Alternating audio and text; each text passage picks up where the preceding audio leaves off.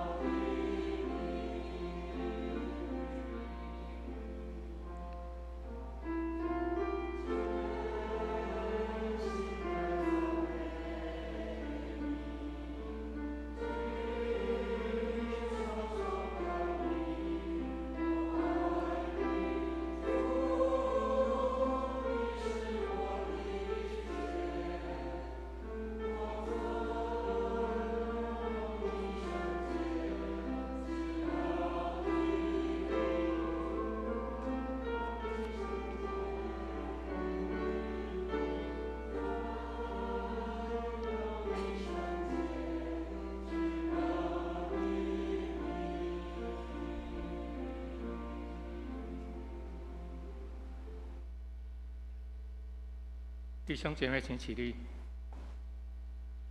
我们一起以属徒信心来宣告你的信仰。请。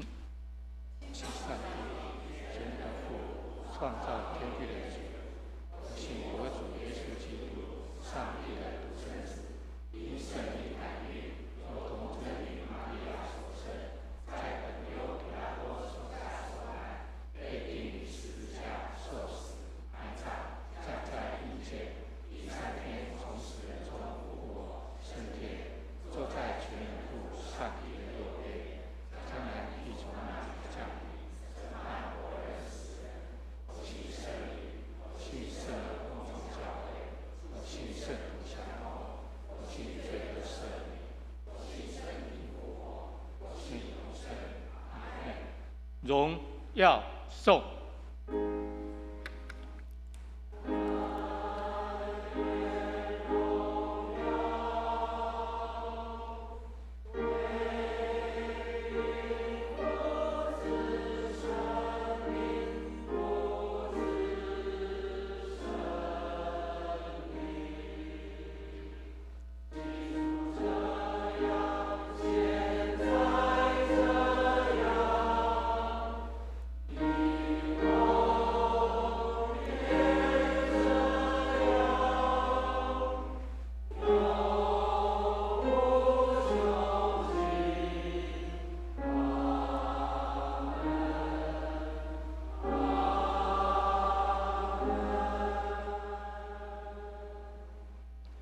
弟兄姐妹，请坐。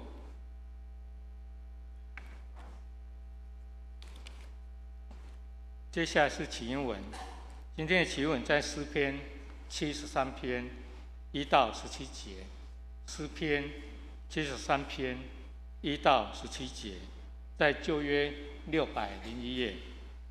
等一下由我来起单数节，弟兄姐妹们来应双数节。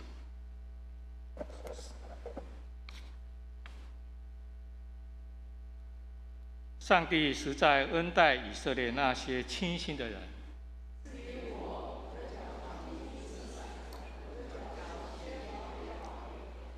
我见恶人和匡荒人享平安，就心怀不平。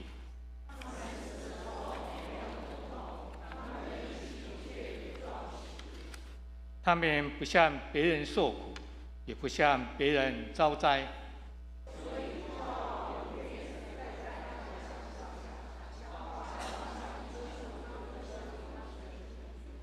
他们的眼睛因体胖而突出，他们所得的过于心里所想的。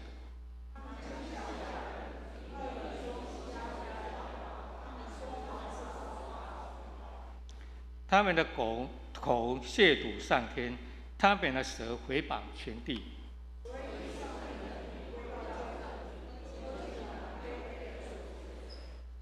他们说：上帝怎能晓得至高者岂有知识呢？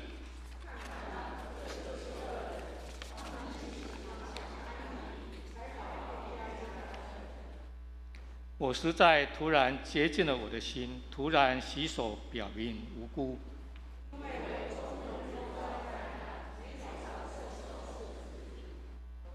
我若说我要这样讲，这就是以奸诈待你的众子。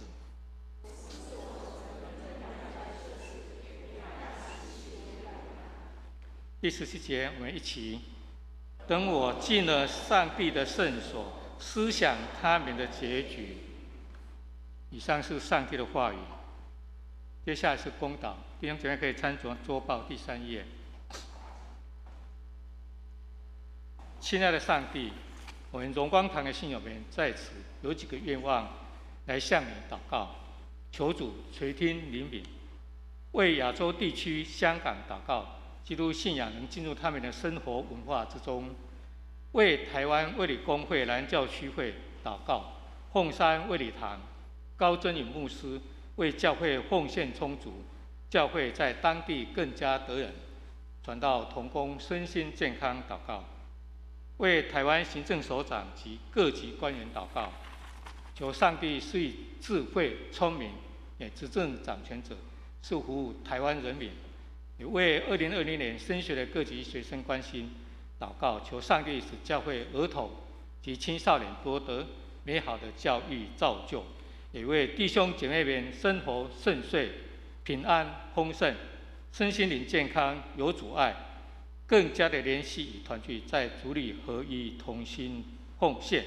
以上祷告奉我主耶稣的圣名祈求。接着我们以主祷文来完成这段祷告，请。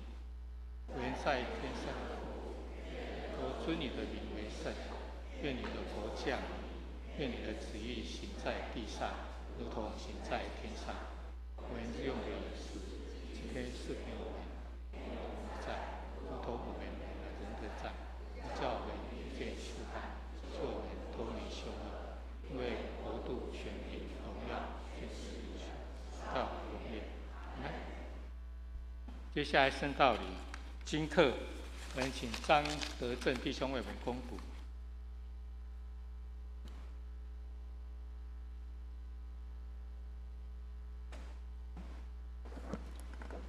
各位弟兄姐妹平安，让我们一起打开圣经来阅读上帝的话语。今天有2处经课，第一处在旧约第68页，出埃及记第14章19节至31节。旧约圣经第68页，出埃及记第14章19节至31节。由我来这边攻读。在以色列营前行走上帝的使者，转到他们后边去，云柱也从他们前边转到他们后边立住。在埃及营和以色列营中间有云柱，一边黑暗，一边发光。中夜两下不得相近。摩西向海伸杖，耶和华便用大东风使海水一夜退去，水便分开，海就成了干地。以色列下海中走干地，水在他们的左右成了墙垣。埃及人追赶他们，法老一切的马匹、车辆和马兵都跟着下到海中。到晨更的时候，耶和华从云火柱中向埃及的军兵观看，使埃及的军兵混乱了，又使他们的车轮脱落，难以行走，以致埃及人说：我们从以色列人面前逃跑吧，因为耶和华为他们攻击我们了。耶和华对摩西说：“你向海伸杖，叫水仍合在埃及人并他们的车辆、马兵身上。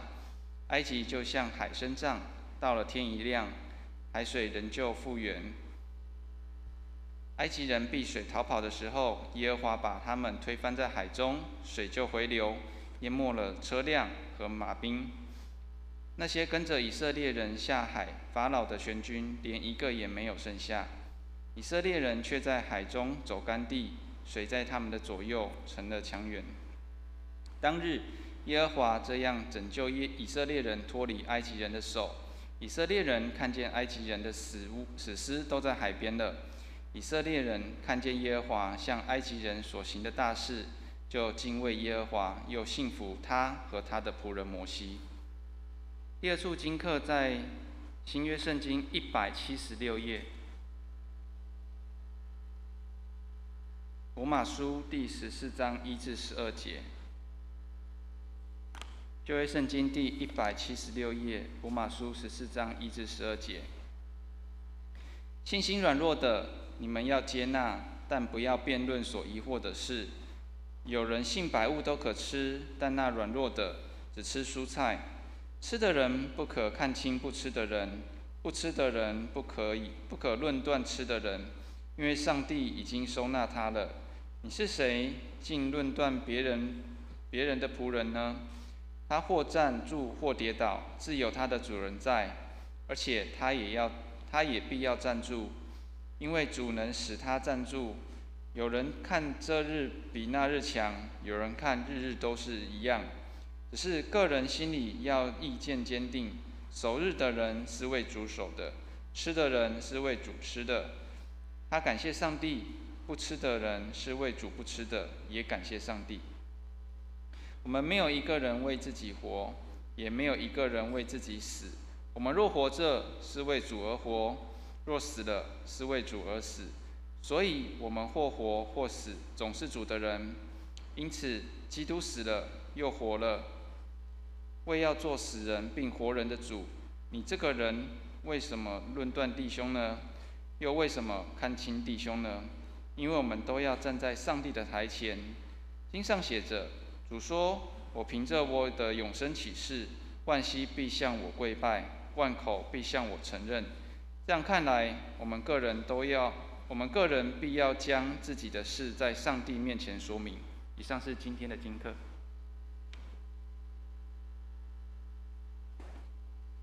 我们谢谢张德正弟兄攻读上帝话语。接下来献诗，我们请松柏团契。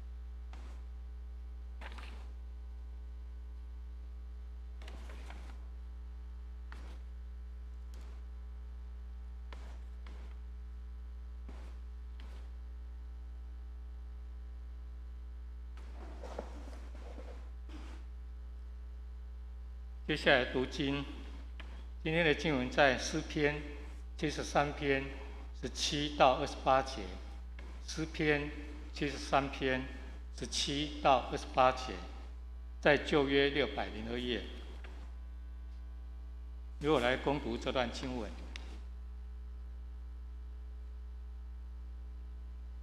等我进了上帝的圣所，思想他们的结局。你实在把他们安在华地，使他们掉在沉沦之中。他们转眼之间成了何等的荒凉，他们的惊恐灭尽了。人睡醒了，怎么看梦？主啊，你醒了也必这样轻看他们的影像。然而我心里发酸，肺腑被刺。我这样一面无知，在你面前如畜类般。然而我常与你同在，你搀着我的右手，你要以你的训言引导我，以后必按到我的荣耀里。除你以外，在天上我有学呢；除你以外，在地上我也没有所爱慕的。我的肉体和我的心常衰残，但神是我心里的力量，又是我的福分，直到永远。远离你的，必要死亡；凡离弃你、行邪恶的，你都灭绝了。但我亲近的上帝是与我有益，我以主耶和华为我的避难所，好叫我述说你一切的作为。以上是上帝的话语。接下来献诗，人人都应该知道。我们请诗班。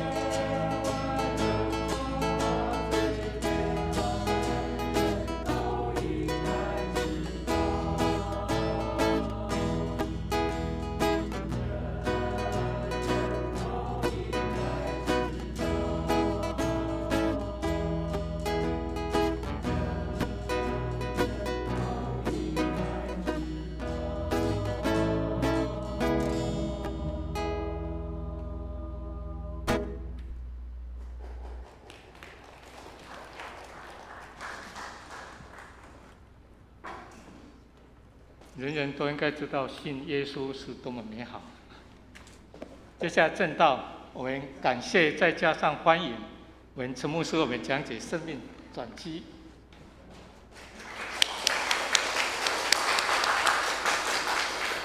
我们一起祷告，天父，求真理的圣灵透过圣经的真理引导我们进入真理，活出真理，享受真理，传扬真理。奉基督耶稣的名祈祷，阿们。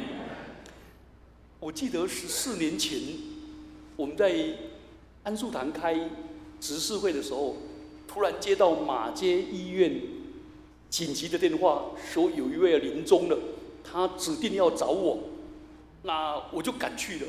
原来是我带领一位信主的人，他要临终了，我就为他做临终的抹油祷告。祷告完了以后，我就把手按着他的额头，把他眼皮盖下来，就一盖下来，他眼皮就睁起来。我说哪呢？再一次祷告，盖下来眼睛就瞪着我，不但瞪着我，他的右手伸出来抓着我的手，抓得很紧。我说奇怪，是什么怎么这样子呢？因为我以前祷告也不会这样啊。因为那医生说他那脉搏都已经到快接近了。那时候我就请他的夫人进来说，你跟他讲好，他们就讲了说啊，先生啊，你平平安安的去吧，我也孩子都大了，怎么，然后就叫他女儿说啊，爸爸你平安的走吧，我们会怎么样啊，好，那我就差不多，我就跟他按手，他眼睛又睁起来，我就奇怪呢，好，那我就背那个诗篇23篇，背完了以后，他手还是不放，然后再读诗篇16篇，好。背了给他，然后又背约翰福音14章，说主耶稣为我们预备地方，然后又背了哥林多前书15章，把我圣经所知道差不多快背光了，背了100-200节，最后背启示录，背完他还是不走。我说这个人到底是怎么搞的？我说弟兄们，你平安的去吧，主与你同在。他还是眼睛瞪着我。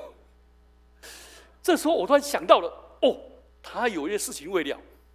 我就跟他读诗篇73篇，说：“你不要为周二的心怀不平，啊，你的弟兄姐妹会继续奋斗。”然后再读了诗篇37篇，读完了以后祷告按下去，他真的走了。然后那个整个掉下来，然后就送到那个祈祷室去。他心里面很多的不平，他说：“为什么要走？”那我也不知道他是什么背景。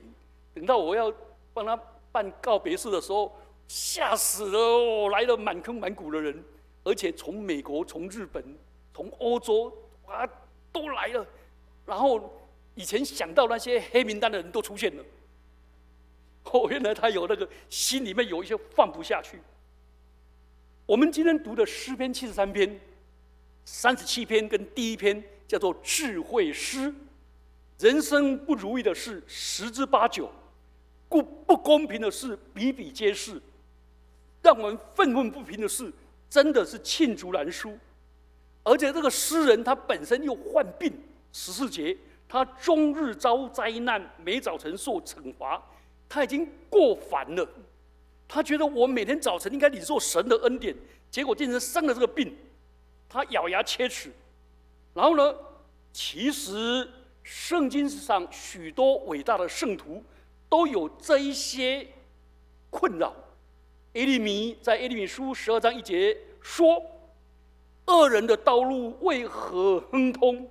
大行诡诈的人为何得安逸呢？”约伯也这样说：“恶人为何存活，享大寿，势力强盛呢？”约伯记21章第7节。所以大卫在诗篇37篇反省今天73篇是亚萨记录他的内心的挣扎跟痛苦，他一直想：上帝真的是慈爱的吗？公义的吗？是安怎歹人拢治王无，好人倒在过？听懂台语吗？歹人拢治王无，好人倒在过？国语要怎么讲？我不会讲。对，是安怎歹人拢伫戏边顶咧欢喜？好人都伫厝咧偷窥，为什么好人都在家里叹气，坏人在台上唱戏？实在是很气。那这首诗歌是谁写的？是亚萨。那亚萨是摩西时代，是大卫时代，他是利未人，在大卫时代是被拣选出来侍奉上帝，用诗歌赞美神。他们不止思想上帝、侍奉上帝、敬拜上帝，而且教导侍奉的原则。可是他发现他自己所教导的，跟他自己的体验，经历到人生的挫折，他很难过、困惑难解，险些跌倒。诗篇73篇就原本的把他内心的困扰诉说出来。我们来看引言第1节，他说：“神实在恩待那些清心的人，而我却一点都不清心。”你有没有发现这个诗人其实是心灵是诚实的？清心的人是心中对神很正直、单纯的信心，不被世事所搅扰，充满霸占，心中没有扭曲跟纠结。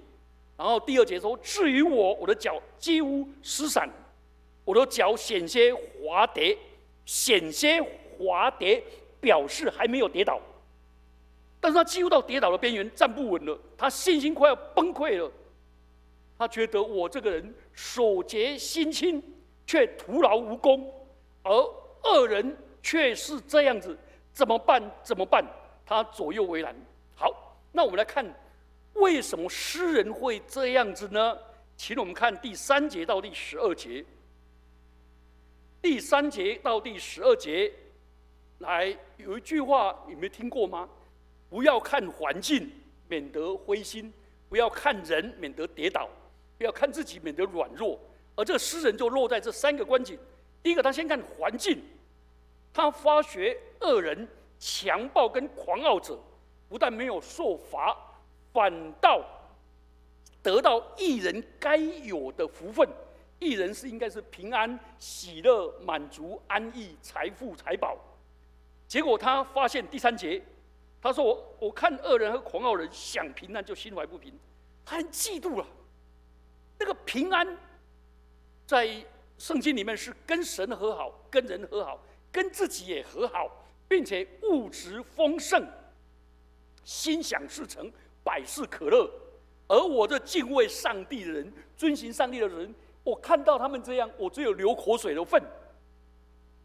哇，羡慕到更痛苦，生而平安。那你看下去第4节更痛苦，死而善终，对不对？他们这些人死的时候没有疼痛，他们力量也壮实，但不像别人受苦，也不像别人遭难。你看，照理说这种坏人应该天打雷劈，反而得善终，而活得好满足、好丰富，死了又寿终正寝。爸爸死叫做寿终正寝，妈妈死叫什么？寿终内寝，对不对？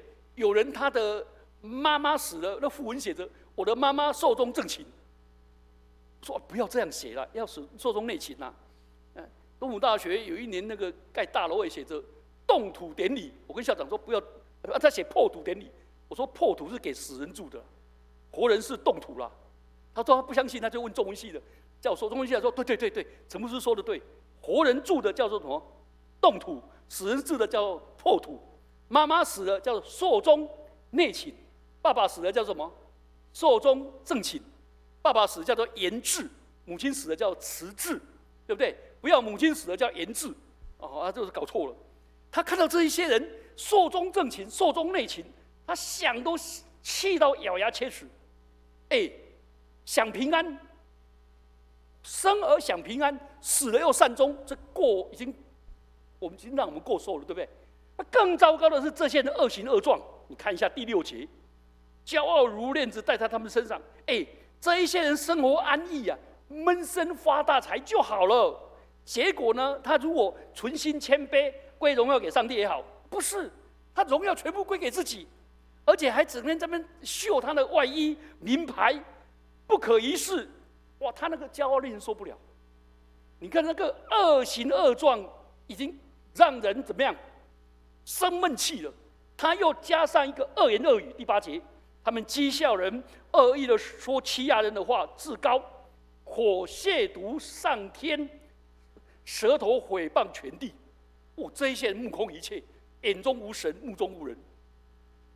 我们以前有3个人在比赛，第一个人是一只眼睛的，他说我一目了然，所以这东西归我吃，中秋节要吃。第二个人说，第二瞎子的人说不行，我目空一切，我先吃。第三个呢？第三个厚脸皮的说，他就不讲话就吃了，他说我脸皮最厚。然后这些人就是这种人啊，真的气到啊！好，第11节你又发现他们更糟糕，他们怎么样？自以为意，自以为意。他说：“上帝怎么晓得呢？至高者岂有知识呢？”这些人享福就罢了，还自以为意，自吹自擂。所以说我们会亨通发大财，并非靠神的知识，你知道吗？也不靠神的智慧，是我怎么样怎么样。这一些人目中无神，又霸凌人。然后呢，诗人看了以后痛苦啊，然后他就看自己，请看13节到16节，他看自己以后，第一个他就想说：我看到自己就很软弱，我突然洁净了我的心，突然洗手表明无辜，因为我每日遭灾难，每早晨受惩罚。13到14，他觉得他自己内心的真诚，心里面的敬虔，他的手洁心清，他从他所做的事情都干净。结果呢，发现正直的义人却徒劳无功。他以为他这么正直，应该得到神的赐福，结果邪恶人兴旺，他受苦，很不平。好，第二个他又遭灾难。他每天早晨本来应该享受神的恩典。那个摩西的祷告说：“耶和华，求你使我早早饱得你的慈爱，好叫我一生欢呼喜乐。求你使我在早晨的时候就被你的慈爱所充满。”结果我早晨的时候是被什么？我告诉你，这个人有点忧郁症，同意吗？他忧郁症，他前面在愤愤的时候是躁症，你看一躁完了又开始忧郁，然后他就觉得，他都想到这些人恶行恶状、恶言恶语，简直遭受惩罚，心里满的痛苦。所以他里面的耳朵想的都是这些人的恶言恶语，眼睛闭下来，画面都是他们的恶行恶状。然后他就开始说：“我实系为难。”15节，他说：“我如果这样讲，那我怎么教导弟兄姐妹呢？对不对？我跟他们讲说神爱你，可他心中说我却不爱我。信耶稣有平安，可是我没有平安，对不对？你不要为恶人嫉妒不平，可是我心里面真的很不平。实在是很辛苦。”诗人想到自己是神的儿女，是上帝子民的导师、领袖、教师，要教导人爱神、爱人、敬畏神，就会得到心灵里面的平安、喜乐、满足。可是他所经历的、自己眼所看的、耳所闻的、上帝的律法所提到的，完全都变样。请问这样的人苦不苦啊？真的很辛苦，真的很辛苦。怎么办？这个人就面对了他的人生的十字路口，他心里面挣扎，环顾四周的恶人，让他嫉妒，让他恶心，让他灰心，让他伤心，然后他的信仰跟生活的实况无法抗衡，他内心寻索自己。他说：“我信靠神，我顺服神的律法实在不智，怎么办呢？放弃信仰吗？”他在纠结中间。转捩点17节，好，17节我来读。等我进了上帝的圣所，思想他们的结局，你实在把他们安在华地，使他们掉在尘人之中。那个转捩点是17节，整个转捩了。他的遭遇有没有改变？没有改变。四周的人有没有改变？没有改变。但他进入了圣所以后，他的 vision， 他的视觉改变了，他的世界，就眼睛看的那个境界改变了，他的 focus 聚焦也改变了。为什么？来，诗人就向远望，看远一点。恶人的结局是何等的悲惨。18节，18节，你实在把他们安在华地，使他们掉入沉沦之中。亚萨这个人一进入了圣殿，他的洞察力就开始敏锐了。他以前目光如豆，他看出不敬前人的兴盛是短暂事物的表象，不是真正事物的实质。他就了解了，我看到他们这些的结局就是要灭亡，他们现在正在往华地下去，是一个没有办法刹车的，一直往下去，沉沦、荒凉，被惊恐灭尽了。这18节到19节，他们转眼之间成了何等的荒凉，他们被惊恐灭尽了。可见他们外表的叫做什么？叫做什么？然后败絮其内，金玉其外，败絮其内。外表怡然自得，内心是惊恐焦虑，所以他就做了一个名词，请看，他就讲了实在。来，第14节，你实在把他们安在华地，这里有个实在。他讲了3个实在，他这是个转捩点的第3个实在。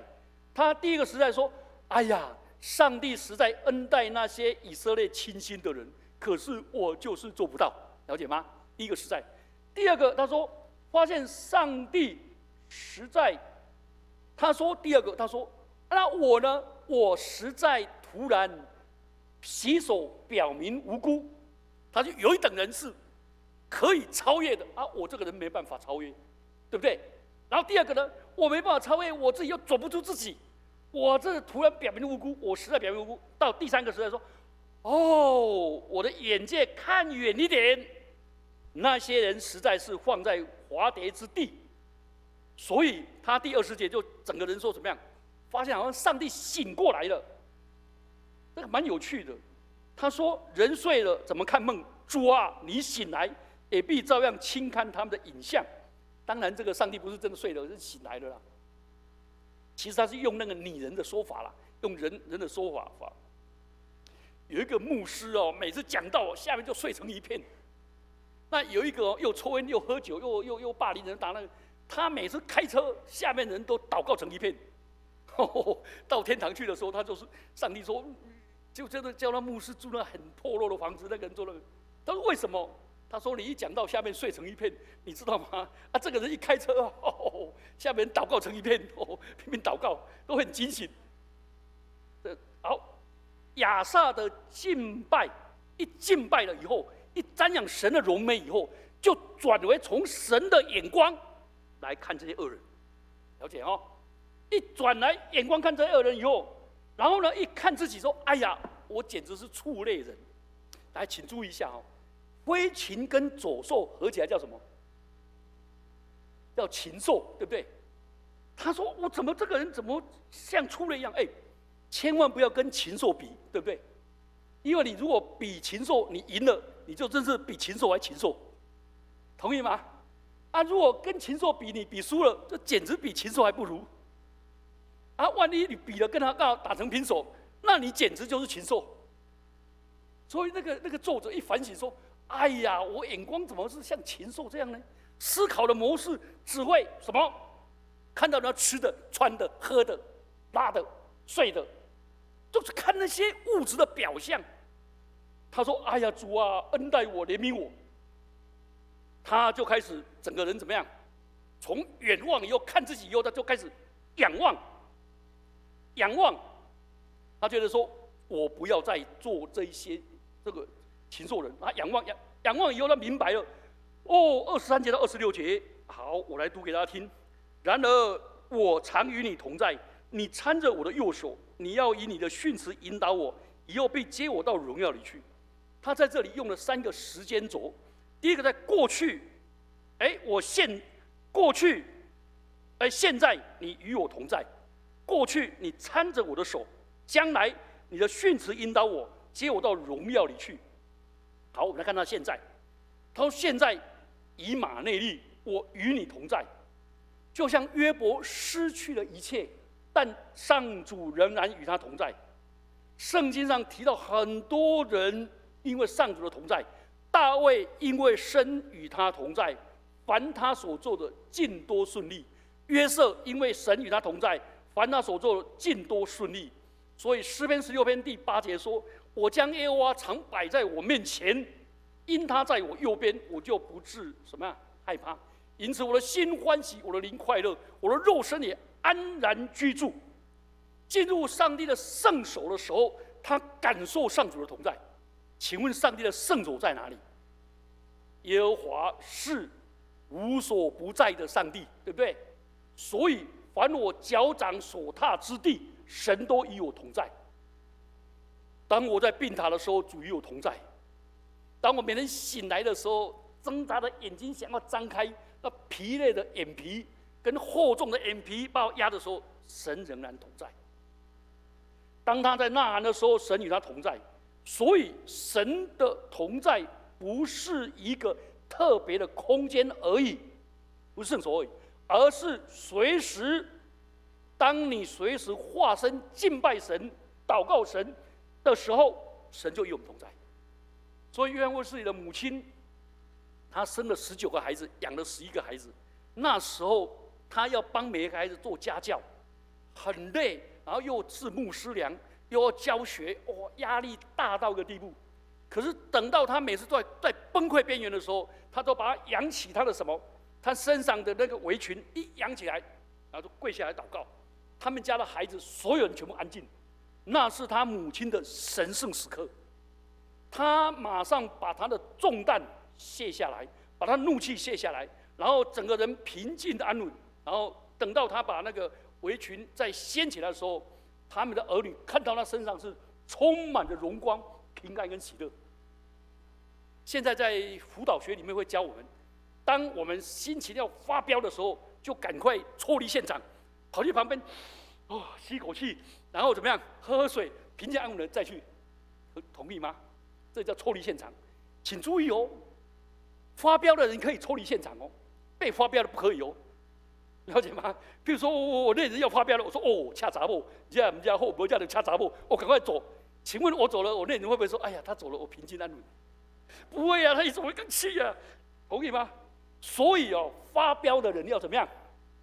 发飙的人要抽离现场，被发飙的人要同在，然后握着手，他讲什么是，对不对？要遵守3从4德，太太说要听从，说错了要盲从。要同理心、陪伴、接纳，就是这个原理。但是呢，心理学这样的讲解，辅导学这样讲解很棒。但是更好的、精彩的是，当我一发飙、一痛苦的时候，赶快怎么样？转身、抽身出来祷告，平静、安稳。所以他的圣所的意义说，这时候主就在与我同在。我们都以为在我们最脆弱的心灵的时候，神离开我了。不，神与我们同在。求主施恩赐福我们，让我们随时都把握住每一个时刻都是神圣的时刻，每一个地方都是神圣的空间。他因为这样子，他整个更新心意而变化。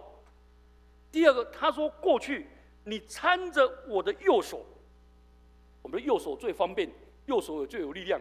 即便如此，上帝仍然扶着我，右手，连我的右手都由上帝搀着，带我往前走。我每一步都经历上主的同在，他就开始聚焦起后，他就数算着过去的恩典。我陪伴一个人，他真的好辛苦，整天埋怨，这种活得很辛苦。最近他改变了，我跟他讲说，我现在不可以再用聆听陪伴了。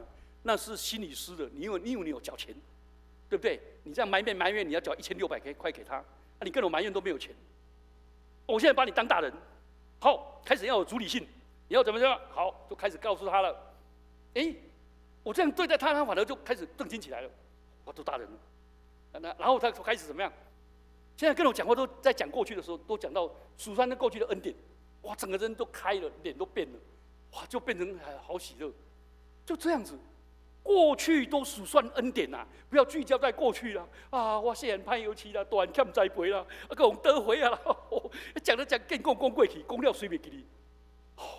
有没有这种人？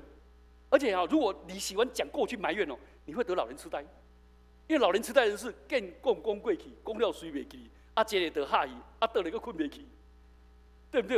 徛开个无元气，报道也过搞受气，吃完了又忘记都不会感恩。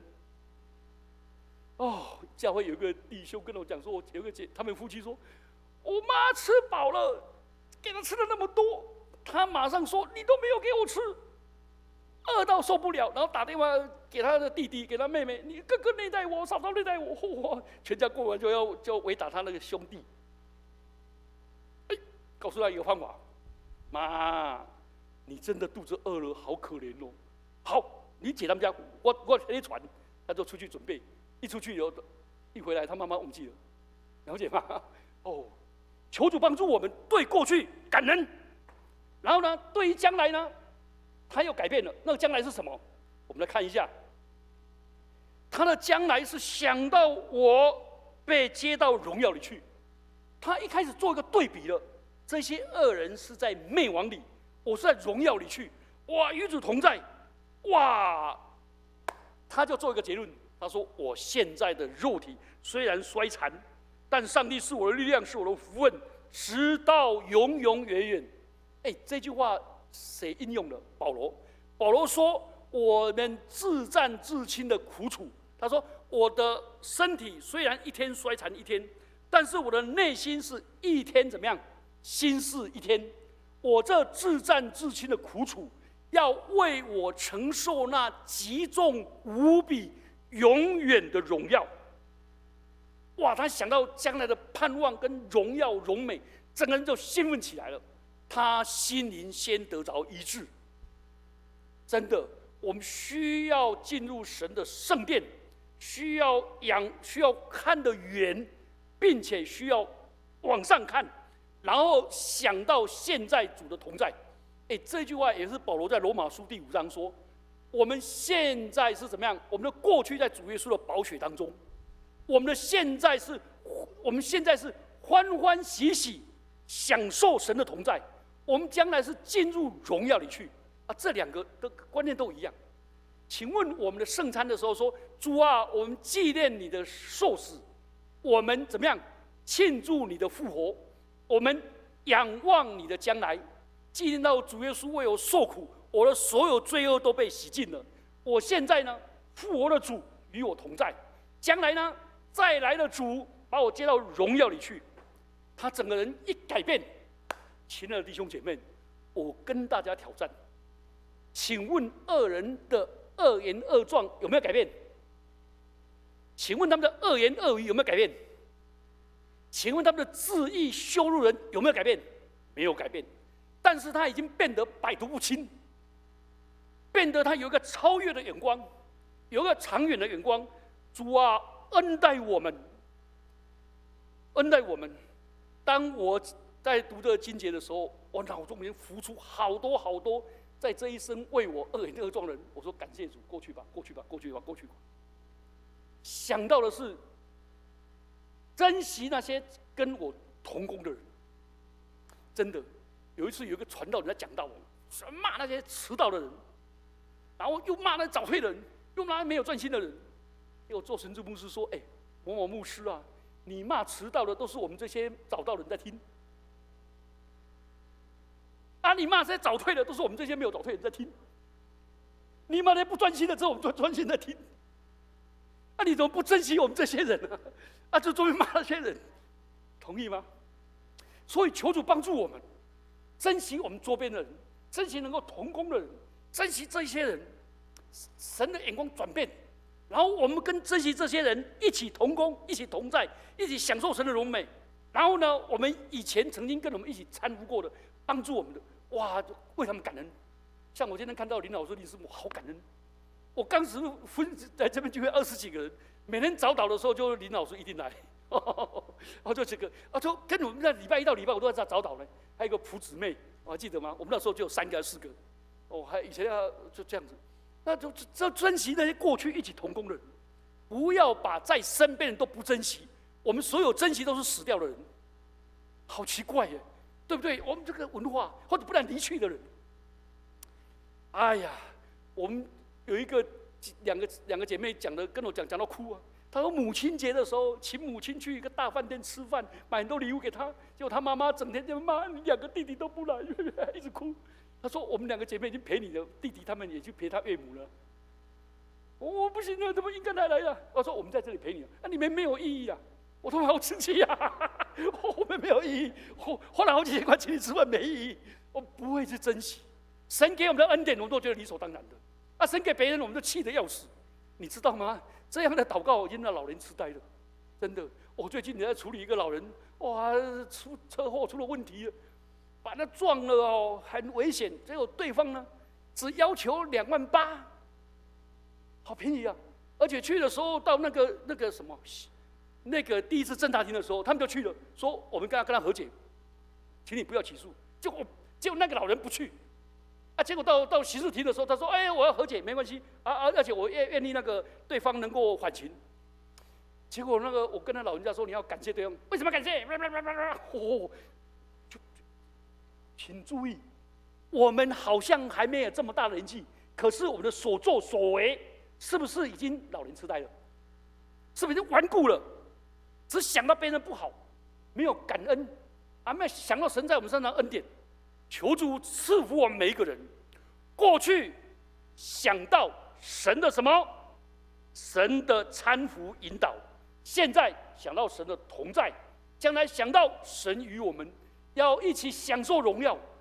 亲爱的弟兄姐妹们，我们既有荣耀的盼望，又有尊荣的现在，而我们的过去不堪呢，在主耶稣的宝血里面。求主赐福我们，这样的话就变成一个清心的人，也能够珍惜大家一起侍奉人，我们一起低头祷告。主啊，远离你的必要死亡，凡离弃你行邪淫的，你都要灭绝。但主，我们亲近你是与我们有益。主，我们以你为我们的避难所，好叫我们述说你一切的作为，恩待我们珍惜现在你与我们同在，帮助我们数算过去你的恩典、你的扶持，让我们想到将来要欢欢喜喜进入你的荣耀，帮助我们活在今天，然后我们也能够努力做工，将来在明天更远，我们要进入荣耀里去。奉基督耶稣的名祈祷，阿们。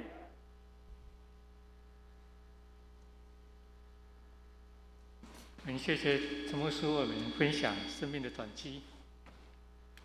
我们对待生命要有上帝的眼光来看待，像我们荣光堂一路迁徒到这边来，也是一种生命的转机。在我们来京剧背诵，今天的京剧在诗篇73篇25到26节，我们来背诵2次，请。除你以外，在天上我有学呢；除你以外，在地上我也没有所看的。我的肉体和我的心肠退，但神是我心里的力量，又是我的福分，直到永远。诗篇73篇25到26节，再变。除你以外，在天上除以外，在地上我没有所看的。我的肉体和我的心肠，但是神是我心里的力量，又是我的福分，直到永远。诗篇73篇25到26节。在回应诗歌，主是平安，新年诗选443首。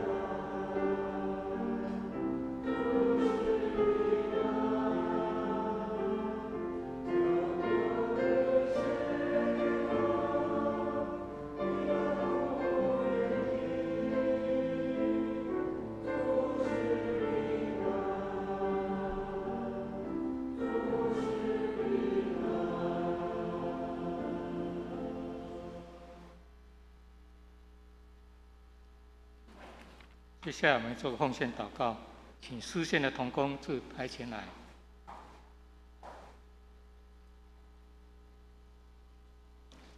万有的主，万物都从你而来，我们所有的一切都是你所赏赐的。我们把从你而得的献上些许的金钱，作为荣光堂的事工使用，愿主悦纳。祷告后，我主耶稣圣名祈求。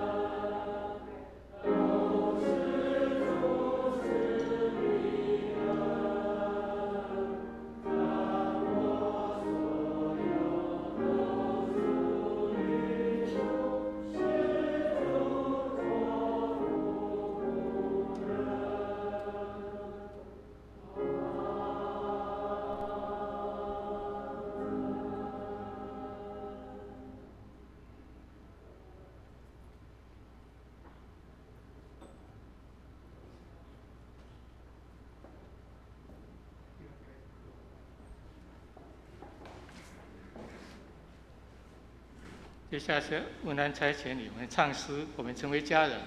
等一下我们唱2遍，第一遍大声唱，唱第2遍的时候，大家彼此拱手问安。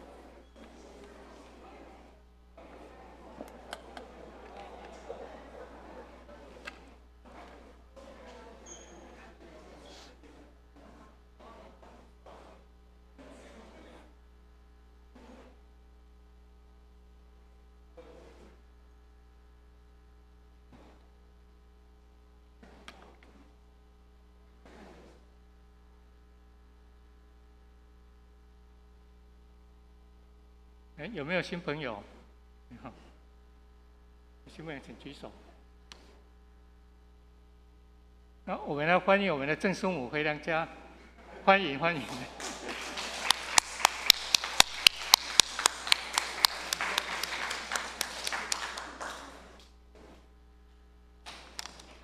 那教会事工报告，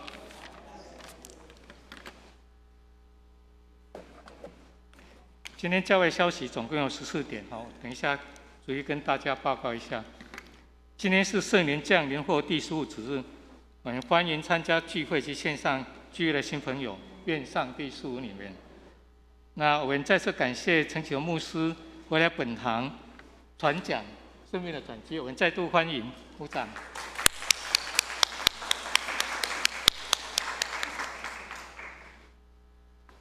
那9月份的执事会议跟8月的收支表张贴在公布栏，请大家前往关心。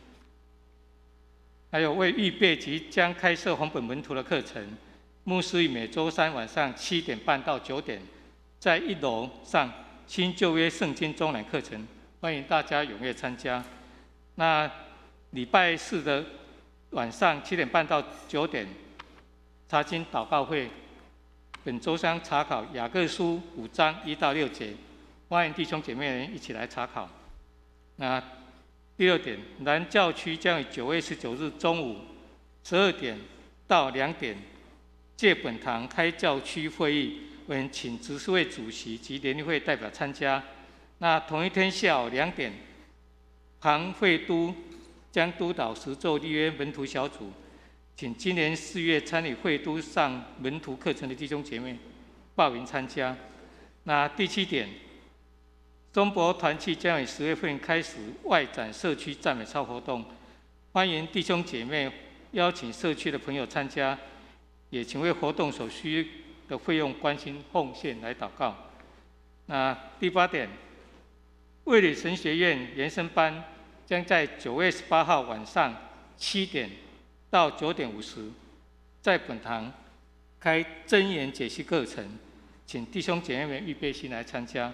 那活水小组也将于9月20号主日后开设敬拜与敬拜带领课程，在1楼副堂，请有意参加的可以向办公室来报名。成人主日学也是一样，在9月20号上午主日后11点20到12点，在2楼教室开始上课。请弟兄姐妹们踊跃报名来参加。那第11点，教会将安排9月27受洗、转入及儿童洗礼，有意愿受洗或转入本会者欢迎报名，也向办公室淑清干事来登记。教会诗班欢迎有兴趣参与唱诗与敬拜的弟兄姐妹参加。有意愿参加，请洽如君指挥。中秋连假，在10月3号晚上，社经团契将安排烤肉聚餐，欢迎一家一起参加的弟兄姐妹，洽那个蔡教恩组长去那边登记。108年度奖学金尚未申请的同学，本堂将于9月20号、9月25号截止申请，请把握最后机会。也为教会肢体消息，请为身体不适的弟兄姐妹来代祷，也愿上帝祝福他们身体健康。以上报告。弟兄姐妹请起立。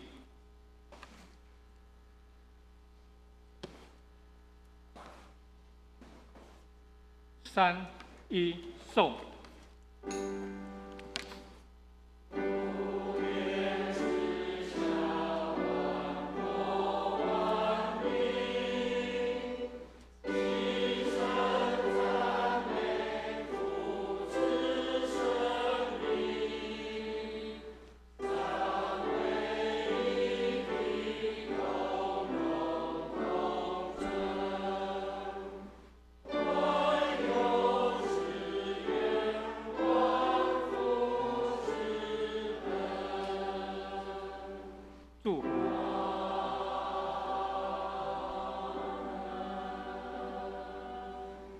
愿耶和华赐福给你，保护你；愿耶和华使他的脸光照你，赐恩给你；愿耶和华向你扬脸，赐你平安，从今时直到永永远远。阿门。阿门。颂。